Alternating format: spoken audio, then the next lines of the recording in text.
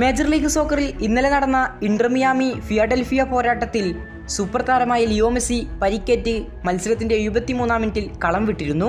ഇടതുകാലിന്റെ ഹാംസ്ട്രിങ്ങിൽ അസ്വസ്ഥത തോന്നിയ Leo പരിശീലകനോട് substitute ചെയ്യാൻ ആവശ്യപ്പെടുകയായിരുന്നു ചെയ്തത്.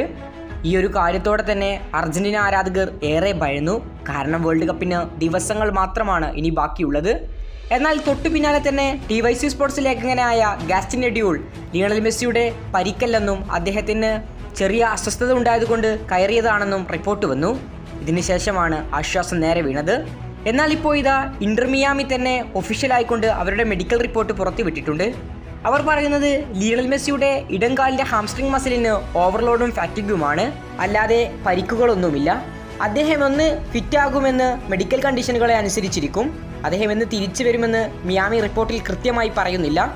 അതേസമയം അർജന്റീനയിൽ നിന്നുള്ള ESPN അർജന്റീന പറയുന്നതനുസരിച്ച് മെസ്സിക്ക് കുറഞ്ഞതൊരു 2 ആഴ്ചയോളമെങ്കിലും 14 ദിവസമെങ്കിലും വിശ്രമം വേണ്ടിവരുമെന്നാണ് പറയുന്നത്. അങ്ങനെയെങ്കിൽ വേൾഡ് കപ്പിന് മുന്നേ അർജന്റീനയ്ക്ക് നിലവിൽ 2 ഫ്രണ്ട്ലി മത്സരങ്ങളാണുള്ളത്. 7-ാം തീയതി ഹോണ്ടറസിനെതിരെയും 10-ാം തീയതി ഐസ്ലാൻഡിനെതിരെയും. ESPN റിപ്പോർട്ടിൽ പറയുന്നതനുസരിച്ച് ESPN തന്നെ പറയുന്നു ഹോണ്ടറസിനെതിരെ അങ്ങനെയെങ്കിൽ മെസ്സി കളിച്ചേക്കില്ലെന്ന്.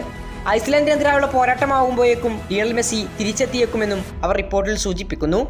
ഏതായാലും വേൾഡ് കപ്പ് ആകുമ്പോഴേക്കും മെസ്സി സജ്ജമായിരിക്കുമെന്നാണ് റിപ്പോർട്ടുകൾ സൂചിപ്പിക്കുന്നത്. അതുകൊണ്ട് തന്നെ ഇനി ലിയണൽ മെസ്സിക്ക് ഏകദേശം 2 ആഴ്ചയോളം വിശ്രമം വേണ്ടി വരുമെന്ന് ESPN റിപ്പോർട്ട് ചെയ്യുമ്പോൾ മിയാമി ഇക്കാര്യങ്ങളൊന്നും പുറത്തുവിട്ടിട്ടില്ല. മിയാമിയുടെ മെഡിക്കൽ റിപ്പോർട്ടിൽ കൃത്യമായി പറയുന്നത് മെസ്സിക്ക് പരിക്കുകളൊന്നുമില്ല.